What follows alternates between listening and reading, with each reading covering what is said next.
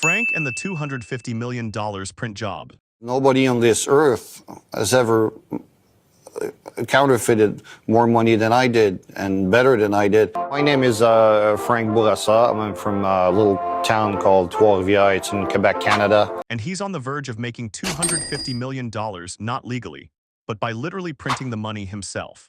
Frank lives in Quebec, Canada, and owns a small factory that makes brake pads. He's been running it for years, but he's over it.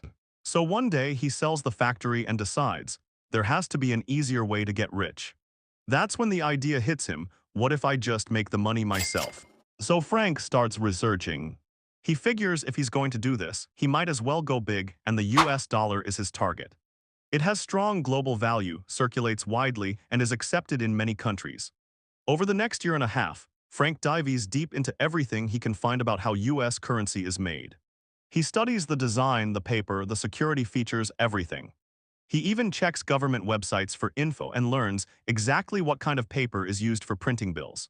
Now getting that paper isn't easy. You can't just buy it at a store. So Frank sets up a fake identity and starts contacting paper manufacturers across Europe. Eventually, he finds a paper mill in Germany that actually has the kind of paper he needs. He sends them a made-up story, and somehow they agree to send him a large order. Once the paper arrives, it'll be enough to print the equivalent of $250 million in fake US currency. But Frank isn't planning to spend this cash himself. That's too risky. Instead, he's going to sell the fake bills to other people at 30 cents on the dollar. That means for every $1 million in fake bills, he pockets $300,000. If he moves the whole stash, he'll walk away with $80 million. Frank finds a spot on the outskirts of town and sets up a secret print shop. He gets the specialized equipment and software, and when the paper finally shows up, he gets to work. He knows he can't afford to be slow. The longer this operation goes on, the higher the risk of getting caught. So he prints day and night, flying under the radar. And 5 months later, he's done.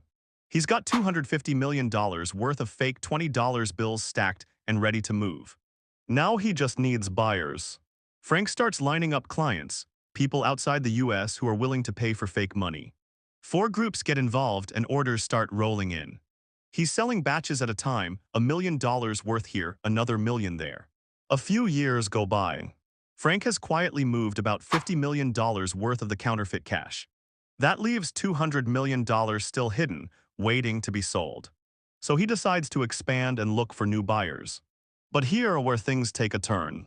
One of the new buyers Frank connects with is actually part of a group that's been infiltrated by an undercover agent. And when Frank heads out one day to deliver $100,000 in fake cash to a middleman, he doesn't realize he's being watched. A police helicopter is trailing him from the sky, documenting his every move. They're not just tracking his car, they're watching to see exactly where the money goes.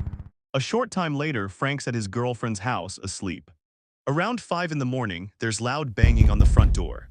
He opens it and is met by the Royal Canadian Mounted Police, along with agents from the US Secret Service.